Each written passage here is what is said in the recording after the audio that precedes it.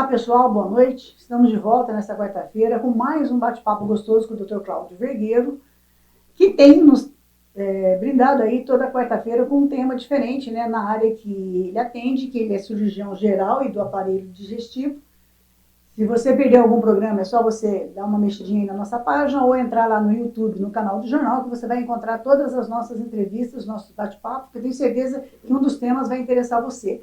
Hoje a gente vai falar sobre a pancreatite aguda. Doutor Cláudio, boa noite, seja bem-vindo aí na Web TV Andradas hoje. E eu não poderia, mais uma vez, agradecer a sua parceria por ter aceito um convite aqui da Web TV para semanalmente a gente estar falando sobre um tema, né, na sua área. Um prazer estar aqui, um prazer poder trazer informação para as pessoas de forma leve, às vezes até descontraída. Gostosa, mas que sejam proveitosas e que possam ajudar alguém.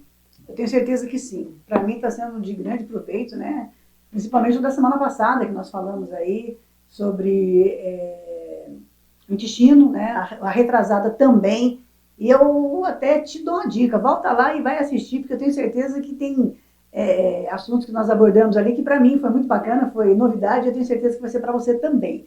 Como eu disse, hoje a gente vai falar sobre pancreatite aguda e a gente já vai começar perguntando para o Dr. Cláudio o que é pancreatite aguda. O pâncreas é um órgão que fica localizado abaixo do estômago aqui, né? Parte dele atrás do estômago. Ele tem duas funções, a função endócrina e a exócrina, que um relacionada à produção de hormônios e a outra relacionada à digestão.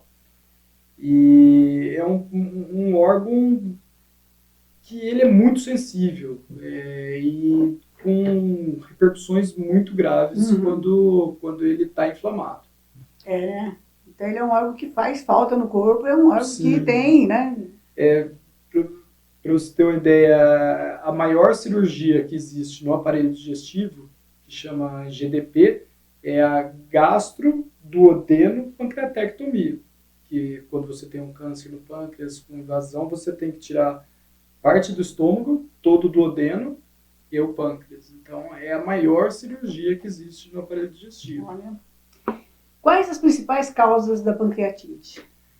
Pancreatite, as principais causas são microcálculos na vesícula, que foi um tema que a gente conversou lá atrás, que era a pedra na vesícula. Quando ela é pequenininha, ela pode migrar, até tem as imagens lá naquele outro programa. O cálculo escapa e vai lá e entope a portinha de saída que é a papila, que drena a bile do fígado, e os sais pancreáticos do pâncreas jogam no duodeno para fazer a digestão, principalmente de gordura, e no caso do pâncreas, de proteínas também. E quando essa pedrinha entope lá, o pâncreas não consegue liberar esses sais e eles acabam fazendo a digestão do próprio pâncreas. Outra causa que é muito comum, às vezes a gente acha em literatura que uma é mais que a outra, mas que é a mais comum também junto com a pedra da vesícula, é o etilismo crônico. O que vem a ser etilismo crônico? É o uso abusivo de bebida alcoólica, que é a pancreatite por conta da pessoa beber muito. Esse é muito importante também. E tem outras causas menos comuns, mas tão graves quanto, que geram a mesma reação inflamatória. Aliás, é o que a gente fez aqui, né? Quais as principais causas. Então, a bebida em excesso, ela é uma das principais causas também. Sim. Junto com a pedra são as duas maiores. Outra também daí relacionada mais à alimentação, e também é uma doença familiar, que é a hipertrigliceridemia. O que é isso? São famílias, isso passa de geração para geração, são famílias que têm níveis de triglicérides acima de 1000. Olha. Então, com esses níveis acima de 1000, formam bolhas de gordura que acabam entupindo o pâncreas e provoca a pancreatite também. Mas, por exemplo, picada de escorpião em criança está relacionado, a picada do escorpião preto, que eu não sei se a gente tem aqui na região. Mas aqui aquele amarelinho, amarelo.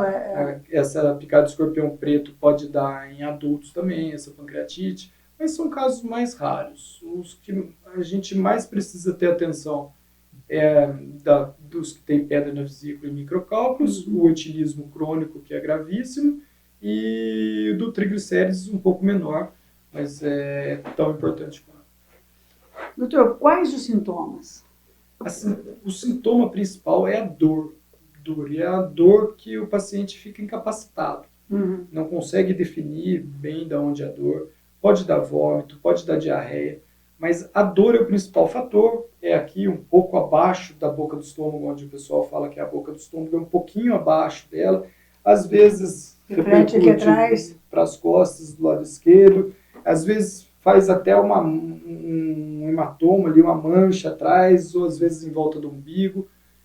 São diversos sintomas, mas a dor é tão importante que o paciente, às vezes, para melhorar a dor, ele fica numa posição antálgica, né, uma posição que melhora a dor, que a gente chama de prece maometana, que o paciente fica de joelhos no chão, agachado e curvado em cima do próprio corpo. É muito comum, de tão lacinante que é essa dor. É comparado com a cólica de rim? Olha, a cólica de rim normalmente é atrás, né? Essa daí você está falando mais na frente, né? Essa é bem na frente. Eu acredito que com um cálculo impactado no rim seja o mesmo nível de dor, porque você não sabe o que faz, você não tem posição, você fica desesperado. E na pancreatite só muda o local, mas a intensidade da dor é muito forte. É a mesma, né? É um órgão sendo digerido por si mesmo. Com certeza. Então, mais ou menos você pegar a pele, jogar um ácido ali e ficar vendo o que acontece. O tratamento, então, depende da causa. Sim. Então, a pedra na vesícula. Não adianta você colocar o paciente na UTI e tratar a pancreatite dele se ela ainda está mandando outras pedrinhas ali. Então, uma pancreatite por causa de microcálculos, a vesícula deve ser retirada. E existe ainda a possibilidade de ter a complementação da cirurgia por uma cirurgia endoscópica. Vai entrar através do estômago, vai chegar lá na papila, vai abrir essa papila, cortar ela para abrir, para tirar aqueles cálculos dali e colocar uma prótese ali para mantê-la aberta, para que possíveis pedras que ainda estão no canal, mesmo não tendo a vesícula, elas podem estar no canal. Entendi. Para que possíveis pedras também saiam. E aí você abrindo o escoamento do pâncreas, você melhora a pancreatite. Esse no caso das pedras. No caso do etilismo, é parar de beber.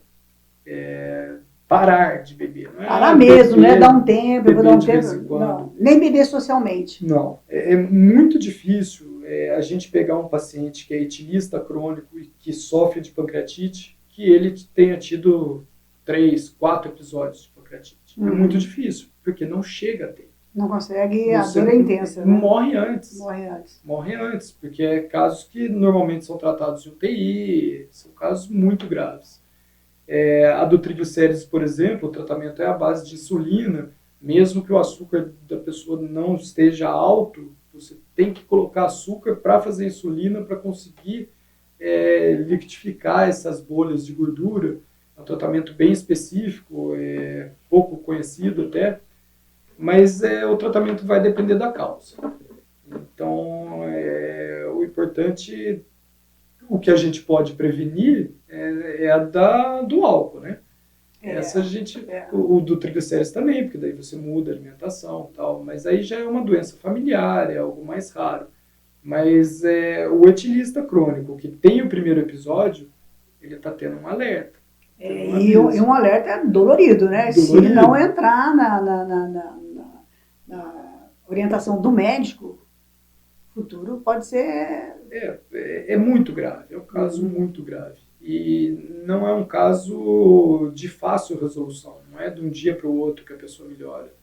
São internações longas, são períodos pós-internação de muito cuidado.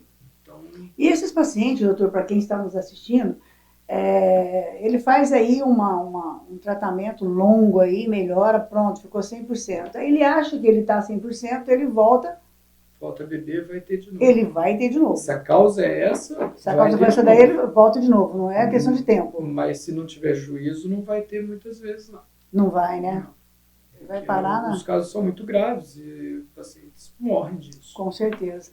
E nesse caso aí, quando é indicado a cirurgia? A cirurgia está sendo cada vez mais restrita para os casos de pancreatite crônica. Nos casos que desenvolvem um abscesso, por exemplo, no pâncreas, então uma coleção ali de pus, você tem que intervir. E nos casos de pancreatite necrohemorrágica, que é a dissolução desse pâncreas já com hemorragia, com necrose dos tecidos, essa já foi, só de ter a pancreatite necrohemorrágica, já foi no passado indicado a cirurgia.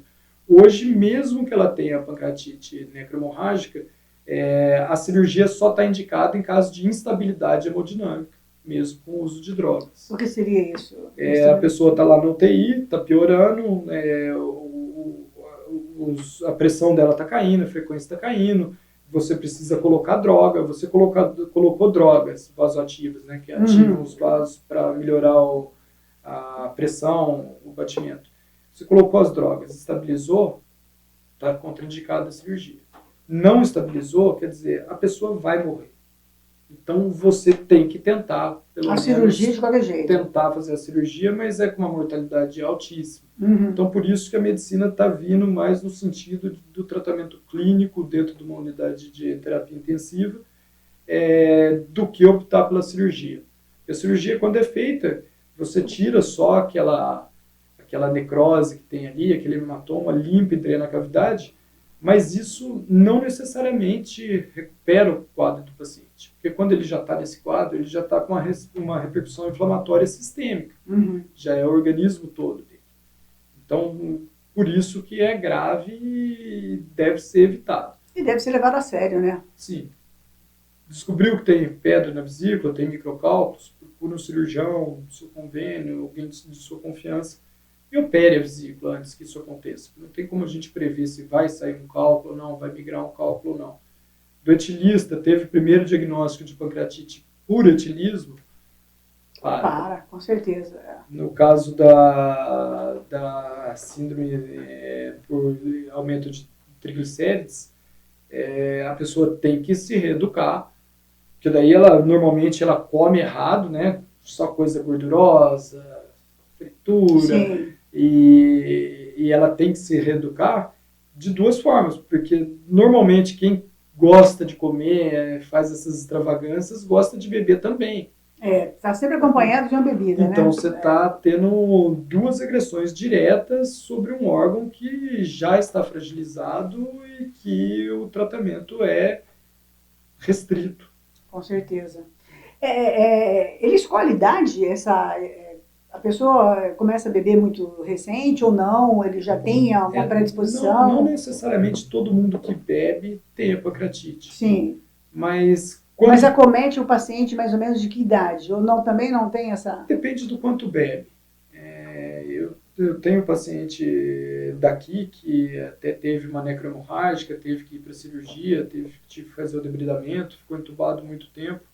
Era uma pessoa que no café da manhã tomava um copo daqueles de café, mas de conhaque, antes de trabalhar. Todo café da manhã. Então, são esses casos extremos que a gente vê.